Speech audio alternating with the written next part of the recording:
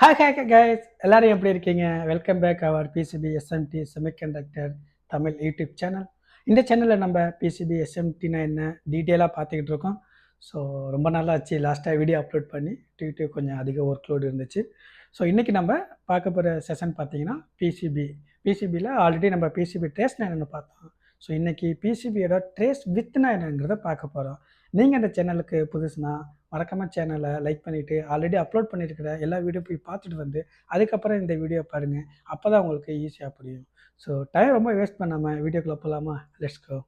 Okay friends, PCB trace width டீடைலா பார்க்கறதுக்கு முன்னாடி பிசிபி ட்ரேஸ்னா என்னன்னு ஜஸ்ட் ஒரு ரீகால் பண்ணிக்கிறோம். லாஸ்ட் வீடியோல பிசிபி ட்ரேஸ் பத்தி நம்ம பார்த்திருந்தோம். அந்த கிரீன் கலர் போர்டு மேல ஸ்மால் எல்லோ கலர் லைன் போகிறதா பிசிபி ட்ரேஸ்னு சொன்னோம். அது ஜஸ்ட் லைன் மட்டும் இல்ல, அது வந்து ஒரு காம்போனன்ட்ல இருந்து இன்னொரு காம்போனன்ட்க்கு கரண்ட் அல்லது சிக்னல் போற பாதை தான் இந்த ட்ரேஸ். அப்ப ட்ரேஸ் வித்னா என்ன? Very simple. இந்த காப்பர் ட்ரேஸ் எவ்வளவு அகலமா இருக்கோ அதுதான் ட்ரேஸ் வித். இப்போ இந்த இமேஜை பாருங்க. கரண்ட் இங்க இன்புட் சைடுல என்டர் ஆகி காப்பர் பாத் வழியா டிராவல் பண்ணி அவுட்புட் சைடுக்கு போகுது. ஒரு நேர ரோட்ல நிறைய வெஹிக்கிள் போனா டிராபிக் ஆகும் இல்லையா? அதே மாதிரி நேரோ ட்ரேஸ்ல அதிக current flow resident and heat increase ஆகும். இங்க நான் நேரோன்னு பாயிண்ட் பண்றது குறுகியன்னு அர்த்தம். ஓகேங்களா? சோ ரோடு வந்து ரொம்ப அகலமா வைடா இருந்தா வெஹிக்கிள் ஈஸியா மூவ் ஆகும். அதே போல ட்ரேஸ் வைடா அதாவது அகலமா இருந்தா கரண்ட் ஈஸியா ஃப்ளோ ஆகும், ரெசிடென்ஸும் குறையும். But one important point, with and thickness இரண்டுமே சேம் கிடையாது. வித் என்றால் side to side measurement, thickness என்றால் காப்பர் எவ்வளவு தடிமனா இருக்குங்கிறத பாயிண்ட் பண்றது. இங்க ட்ரேஸ் கிராஸ் செக்ஷன் இமேஜ் பாருங்க. வித்னா என்ன, திக்னஸ்னா எப்படி மெஷர் பண்றதுங்கிறத தெளிவா நான் பாயிண்ட் அவுட் பண்ணிருக்கேன். சோ சிம்பிளா ரிமெம்பர் பண்ணிக்கங்க. வைட் ட்ரேஸ்னா low resident better current flow. Next ஸ்லைட்ல நேரோ ட்ரேஸ்னா ஏன் ஹீட் ஆகுது என்பதை நம்ம பார்க்கலாம்.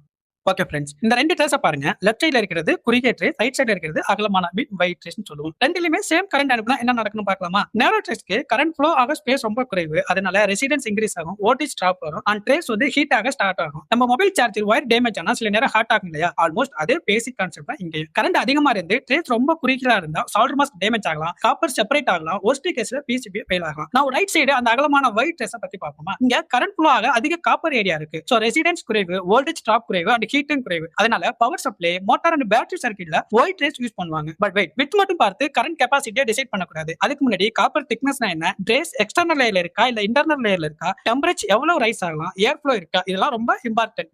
லைக் நாங்க என்ன சொல்லுவோம்னா இந்த key factor of define the trace வித்னு சொல்லுவோம். சோ மோஸ்டா நீங்க நோட் பண்ணிக்கோங்க, more current means more copper area. So எப்பவுமே நீங்க ட்ரேஸ் வித் கெஸ்லாம் பண்ணக்கூடாது, நீங்க கால்குலேட் பண்ணணும். ஓகேயா?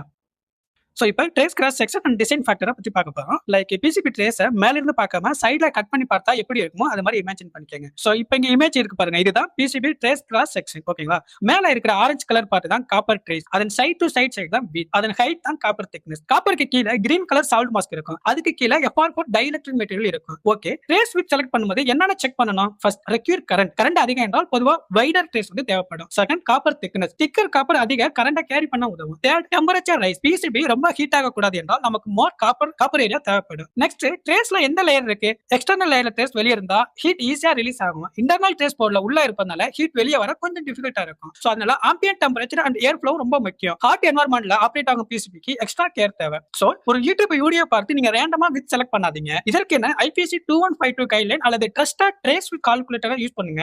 மேனுஃபேக்சர் கேப்பபிலிட்டி கன்ஃபார்ம் பண்ணிக்கங்க. கரெக்ட் கால்குலேஷன் தான் ரிலையபிள் பிசிபிக்கு ஸ்டார்டிங் பாயிண்ட். சோ எப்பவுமே ரேண்டமா பிசிபியோட trace width and thickness choose பண்ணாதீங்க. ஓகே, சோ ஃப்ரெண்ட், இது வரைக்கும் நம்ம கரண்ட் அண்ட் ஹீட்டை பத்தி பார்த்தோம். இப்போ வித் அண்ட் சிக்னல் இன்டெகிரிட்டியை பத்தி பார்க்கலாம். இங்க ரெண்டு இமேஜ் கொடுத்திருக்கேன். லெஃப்ட் சைடு இமேஜ் பாருங்க. இரண்டு ட்ரேஸும் சேம் வித் அண்ட் சேம் ஸ்பேசிங்ல கிளீனா டிராவல் ஆகுது. இத டிஃபரன்ஷியல் பெயர் ரவுட்டிங் என்று சொல்லுவோம். வித் அண்ட் ஸ்பேசிங் கன்சிஸ்டன்டா இருந்தா இம்பிடன்ஸ் ஸ்டேபிளா இருக்கும். சோ ரிசீவர் சைடுக்கு சிக்னல் கிளீனா ரீச் ஆகும். நான் ரைட் சைடு பாருங்க, நடுவுல ட்ரேஸ் சடன்லி நேரவா ஆகுது. சின்ன சேஞ்ச் தானே, என்ன ப்ராப்ளம் வந்தாலும் நினைக்க வேண்டாம். பட் ஹை ஸ்பீட் சிக்னலுக்கு இந்த ஸ்மால் சேஞ்ச் கூட பிக் ப்ராப்ளத்தை கிரியேட் பண்ணும். சடன் வித் சேஞ்ச் காரணமா இம்பிடன்ஸ் சேஞ்ச் ஆகும். சிக்னல் எனர்ஜில கொஞ்சம் பேக்வர்ட் ரிஃப்ளெக்ட் ஆகலாம். அதுதான் சிக்னல் ரிஃப்ளெக்ஷன். இதனால ரிங்கிங், ஓவர்ஷூட், நாய்ஸ் அல்லது டேட்டா எரர் வரலாம். Like USB, HDMA, Ethernet, RF மாதிரியான ஹை ஸ்பீட் டிசைன்ல வித் அண்ட் ஸ்பேசிங் ரேண்டமா சேஞ்ச் பண்ணக்கூடாது. One more important point, controlled impedance என்பது வித் மட்டும் கிடையாது. Trace width, pair spacing, dielectric thickness, copper thickness and crown plane distance இது எல்லாமே டுகெதர் ஒர்க் ஆகுது. So remember, consistent with means consistent performance.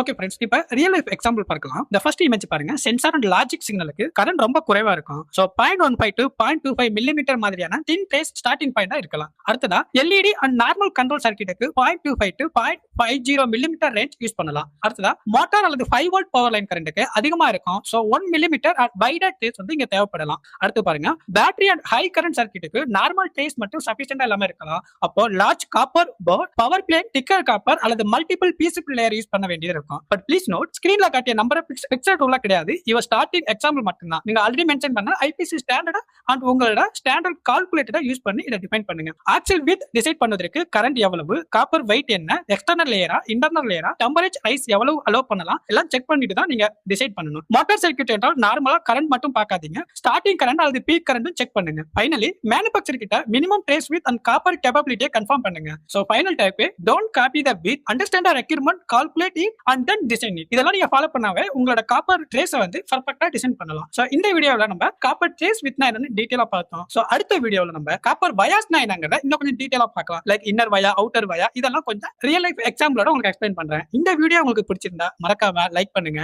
And உங்க friends இல்ல உங்க ஃபேமிலில யாராவது எலக்ட்ரானிக்ஸ் பத்தி ரொம்ப தெரிஞ்சுக்க ஆர்வமா இருந்தாங்கன்னா அவங்களுக்கு இந்த வீடியோவை ஃபார்வர்ட் பண்ணுங்க. அது இல்லாம பெல் ஐக்கனை கிளிக் பண்ணி வச்சுக்கோங்க. அப்பதான் நான் அடுத்தடுத்து அப்லோட் பண்ண போற வீடியோ உங்களுக்கு இமிடியேட்டா வரும். Okay, thank you. See you in the next video.